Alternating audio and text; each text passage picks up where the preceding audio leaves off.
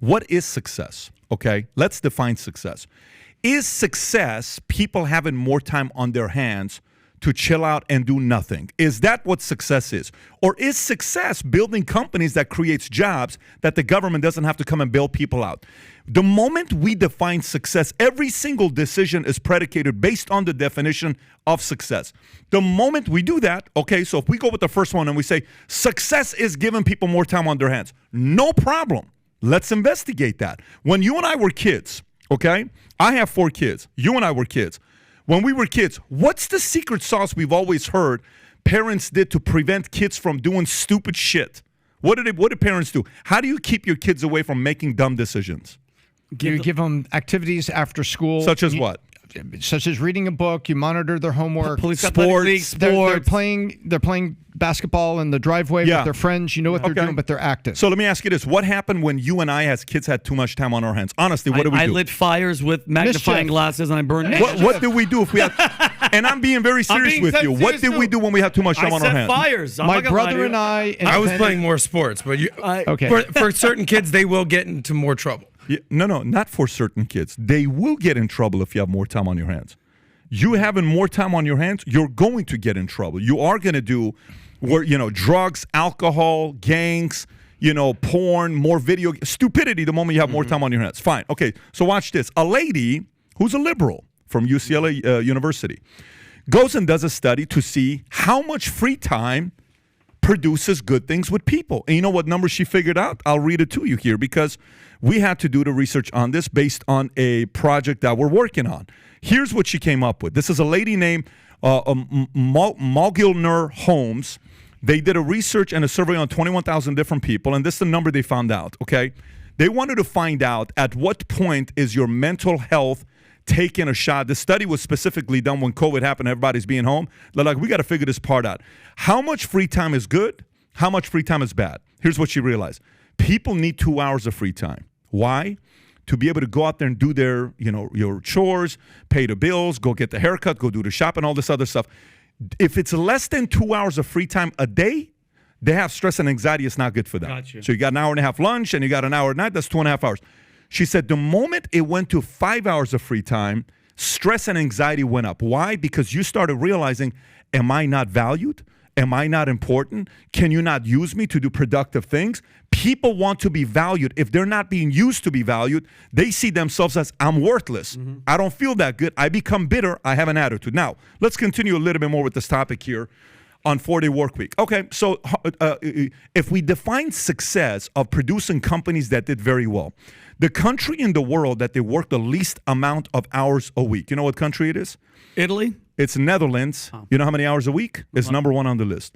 29 hours a week is what they work. 29 hours a week. So we went through the bottom 10. Smoking a lot of weed there in Amsterdam. No question about it. 100%. So again, if we define success as production that the world benefits from your innovation, if that is the definition of success, you are not going to do it at a 29-hour, at a, what do you call it? At a 29 work week. I agree. At a right there, they're doing 27 and a half hours. The study I saw was 29. It's gone down to 27 and a half hours. Netherlands, number 1 on the list. What else the least is on amount of work hours they work. Germany's next. Wow. They've dropped you as feel well. Like they're so industrious. They've dropped recently. This is a recent number. Keep going. The Germans not working. Keep going. Keep going. Norway. Oh, Kai. You lazy one. Keep going. Scandinavians. Keep going. Ulrich, get back to work. Denmark. Yeah. Keep going. Keep going. These Democrat France, socialists. Keep going. There they go. It's Keep all in going. Europe. Slovenia. Keep going. Go to Europe on vacation. Keep going. Don't have to work. Switzerland. Keep going. They're just making one watch a year. Sweden. Keep going. One watch a year. Austria. Keep. It's all Europe. But what the hell's going on? Here's the problem. Watch this here. Here's a question. Yeah. We looked at what companies they have invented that has come out of their countries that we've benefited from.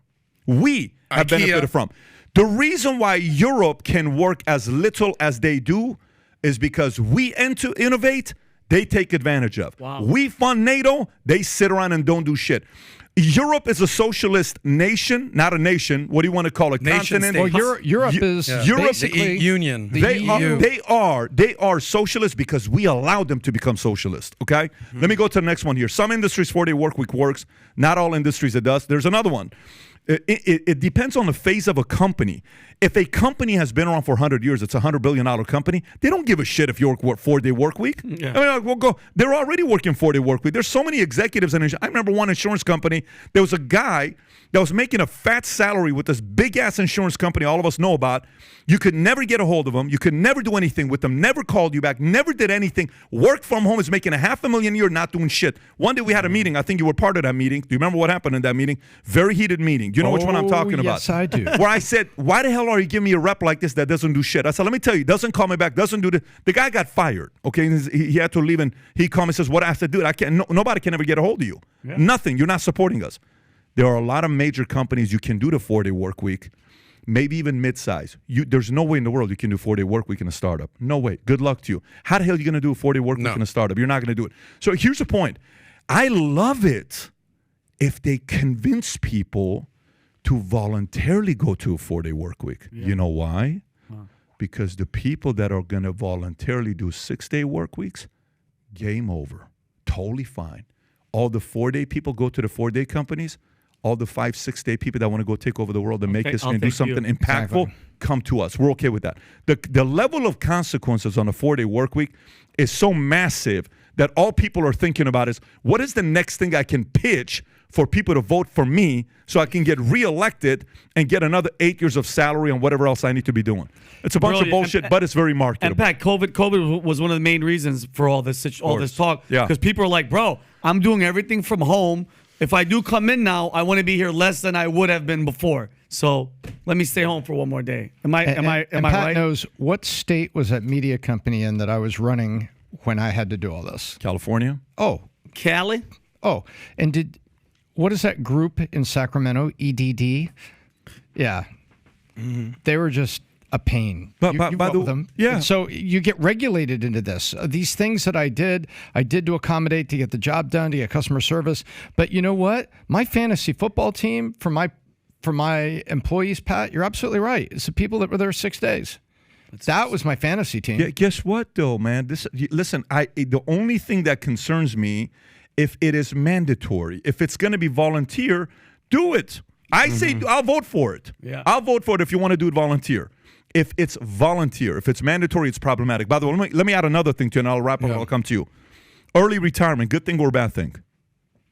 Well, 55 years old or 62 years old or 60, is it a good thing or a bad thing? No, I do not like that. Let me read this to you. Early retirement before the age of 6. I'm reading it to you from my computer. Yeah. Early retirement before the age of 62 has been associated with higher mortality rate risk in some instances. A study of Shell Oil Company, watch this. A study of Shell Oil Company found those who retire at 55. Listen to this, Tom. Tom, listen to this, Tom. A study of Shell employees found that those who retire at 55 lived to be 65, died 37% sooner than those who retired at 65. They're not doing anything. They're just stagnant. Those who retired 55, 10 years before 65, they died 37% sooner. And in general, people who retire at 55 are 89% more likely to die within 10 years. That's those that retire at 55 are 89% more likely to die within 10 years than those who retire at 65. So 4-day work week is a form of retirement, is what it is. That's exactly what I said. The reason I held up those 9 figures right there, Pat, where you were talking, is because I've heard after age 58, and this is what this is saying, retire whenever you want. You got 9 years. Wow. That's scary. That's crazy. That's what it's saying. Retire when you want. After age 58 or later, you have 9 years. And Pat, why would you how would you correlate that to what? So are you saying because they're just sitting around, they're not active, they're not doing anything? Bro, you Their and body I just starts I want to feel important. We are put here to feel important. You ever see these protesters that go out there and scream and you're like, what the hell? That is a form of attention. That girl feeling important. Yeah. Okay, we teach our kids how to feel important. If the way they get our attention every time they get in trouble, they're always going to get in trouble because that's how they get your love. Yeah, right. It's the way we teach importance. When you're sitting around, you got nothing, you're doing anything for, you're not making an impact, you feel useless. What the hell am I living for? Maybe I'm no longer needed. You're right. I'm no longer. And what am I? I'm checking out. Yeah, I'm checking out. Yeah. Wow. So, if I could add to that, absolutely right. The number one thing that I think everyone is looking for everyone that's listening to this right now is having meaning and purpose to their life. No doubt. That's like above work, above starting a business. Everyone's searching for that. My whole thing was I went from being sort of, when I was young, not really trying to work, jack of all trades, nightclubs, having fun here and there, wasn't concerned about money, the exact opposite of building a business. And then I went all in into the finance world, and I'm working ridiculous amount, working like burning the midnight oil, making cold calls just for like 10 years, grinding. And then I look back and I'm like, holy shit, I've got money in the bank. I've got hundreds of thousands. I'm a millionaire. This is crazy. And what did I do at that point? I took the pedal off the metal and I went back. I started doing a 4-day work week. I said, Fridays, you can go fuck yourself. Like, don't call me. I'm not answering the phone. I was living in South Beach. Vacation time. Money in the bank. I'm not worried. I'm chilling. But that only lasts for so long. So at some point I said, all right, I'm going to Mykonos, I'm going to Saint-Tropez, I'm going to St. Bart's, I'm dating a girl, she lives in Europe, or London, I'm having a great time. Travel. The girl and I don't work out. What happens? I'm like, all right, I want to do something. I'm sick of the travel. I've done it. I ask everybody's like, how often do you want to travel for? It's like, I want to travel the world. It's like, all right, after you do that, what are you going to do? The rest of your life. There's another world. So then what I realize is now is that like having meaning and purpose in your life, I started a little Instagram show that Pat and I were like, this is years ago. He's like, start doing stuff. I was like, oh, I like this. And now I'm doing 2 jobs, working my ass off. So that Friday that I replaced now became every Friday, Saturday, Sunday, I'm working on a side hustle because I wanted to have meaning and purpose in my life. I always say that my job is what I do. It's not who I am. There's a big difference, big disconnect. This is a little bit more who I am. So money gives you options, right? So what happens is as I'm doing my job and I'm starting interviewing all these wealthy people, NALBA, Heckerling, financial conferences, I started asking the really, really rich people, the millionaires and the billionaires. And I said, all right, like after you get the millions and billions, like what do? Do you just retire? They're like, retire. Yeah. They're like, I'm going to do this forever. Yeah. Like, because to Pat's credit, you want to have meaning and purpose in your life. It's not just about the money. And what I found out was that these really wealthy people didn't just retire and do nothing. What did they do? There's 3 major things. They travel, they pursue a passion, starting a podcast, whatever, right? Or they give away their money and they donate their money. Why? Because they want to leave a legacy. So there's different phases. I just kind of walked you through 3 phases. At one phase of just like, party guy, not worried about shit, you know, I don't care about money, to like, holy shit, money's pretty important. Yeah. Let me do that. I made money. Let me take my pedal off the metal. And then you kind of get re-engaged with the next phase of your career. You're big on chapters in your life, Pat, right? 0 to 20. Don't fuck it up. You can kind of say what those things are. And then yeah, but by the way, Adam, you're making a very good point because you've experienced it, right? Yeah. Where you didn't have to do it. It's personal. And when you live like that, by the way, years go by so quickly. Mm-hmm. You ain't doing shit. All of a sudden, 4 years went by. Yeah. Yep. Not 4 years went by. Waste of a life when you do that for too long of a time. But by the way, just to wrap this thing up, I'll just give you more logic side to this. What happens if a person's working 5 days, they go to 4 days? That's 1 on 5 is what? 20%, right? If a company loses 20% of labor, they have to hire 20% of labor for the same amount, okay?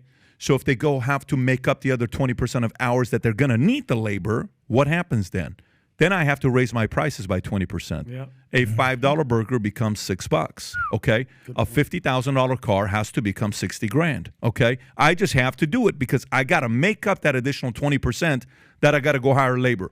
For people that sell this from the manipulative way that unions sell this, thinking they're doing the right thing, they don't care about the person that's sitting there, what is going to happen on the other end. You think they care if price is going to go up on 20%? No. They're just happy to getting reelected. Doesn't affect them that much. Yeah. And by the way, I'm going to send you this thing. Take a look at this here. States that population change in 2022. Show this chart if you can, Rob, on what happened. I'm sending it to your MacBook Pro. I don't know if you're seeing it or I'll send it to your phone and the computer.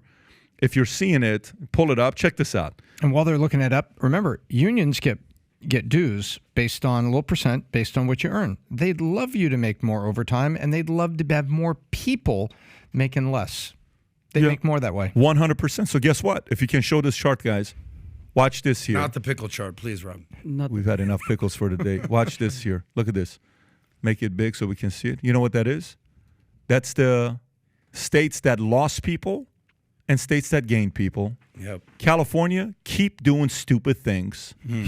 Keep doing it. People are The dropping. people that are leaving you are the people we want in Florida. Wow, that's a great chart. The people that are leaving you, they're coming to states like ours. Keep doing 4-day work week bullshit, union stuff, driving the entrepreneur out, just like you keep losing people like Musk, Rogan, big job creators keep leaving you. First time net, of your population going lower since 1851. You keep doing stuff like that.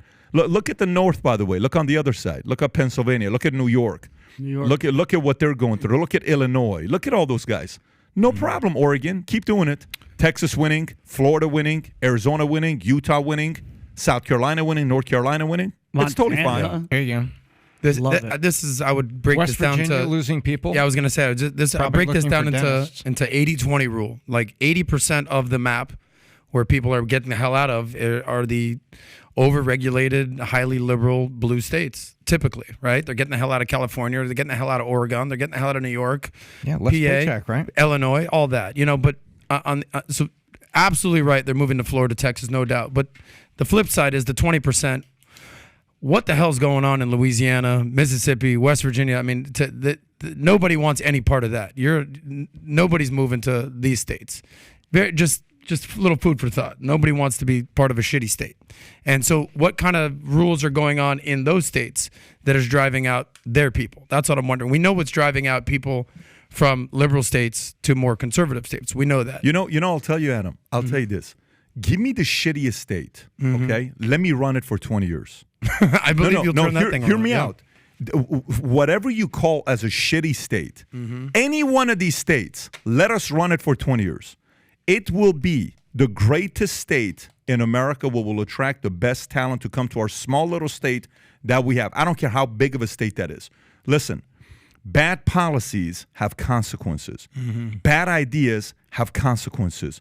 Leadership, good ideas attracts people who go there because one thing happens to creators. Doers and creators are interested in one thing. They want to feel safe. They want to go to a state that they feel safe. Trust me, they can sit there and say, well, I have to deal with mosquitoes. I have to deal with lizards. I have to deal with rabbits. I have to deal with this. I have to deal with hurricane. I have to deal with tornado. I have to deal with... I don't care if you got any crisis you got in any state. Free thinkers and doers want to go to a place that they're going to feel safe, that their ideas are not going to be ripped apart and they're going to be treated like shit like California is treating them. No doubt. Period. It's great. And by the way, when people say, well, why is California the top economy in the world, top economy in America, it's the number 4, number 5 economy in the world if it was a country, because of policies that came out 50 years ago, not right now. Policy that came out 30 years ago, not right now. They're so in too deep now that those companies cannot leave anymore. You think if Bezos had to do it all over again, you think he would have gone to Seattle? What do you think? No, but it's too late. You kind of are stuck. Now you're in Seattle, across the street from Microsoft. Yeah. Some of these things happen. New York and Wall Street. I mean, it's the clear. By the way, example he's of building headquarter 2 in Virginia. A massive. after That's for a AOC. different reason. So, giving the boot. Pat, just looking at this real quick, if we had to, as a team, with you as the leader, take over one of these states, Yeah, it's just called for Florida, shits and buddy. gigs. No, take it over. I mean, besides us, where would you go on there? Anywhere. I don't care where You you don't give a damn. I'm telling you. I don't believe care. it. I don't care where you put it. We'll get the best people to come. I believe it. I don't care where you put it. New Mexico, Pat, wherever we're going. Are you about to make an What, announcement to get right now? Mexico? Is an announcement Pat, say, happening hey, right guys, now? I just bought New Mexico. Zero interest. Pat, people are asking. No. Everyone wants to know. Zero. No. Don't create rumors. I'm just saying, all I'm saying is certain policies are going to attract those people. I would be in California for a month straight in a freaking RV driving up and down, up and down, up and down, up and down. Hey, this is Patrick Bet-David from the state of XYZ. We're here to talk to those of you that are actually working, that are feeling like you're paying too much taxes. We got a solution for you. Come to our state. Come on now. Let me explain to you what we're doing. Well, no. And are you sick and tired of the union? That's what we'd be doing. Yeah. We would literally be sitting there recruiting people. Don't worry. Get on the bus. We'll drive down to our state. Get on. Together here. That's what we'd be doing. I love it. And we'd have a freaking time of our lives. But we're building a media company. It's a whole different story. So if you like this clip and you want to watch another one, click right here. And if you want to watch the entire podcast, click right here.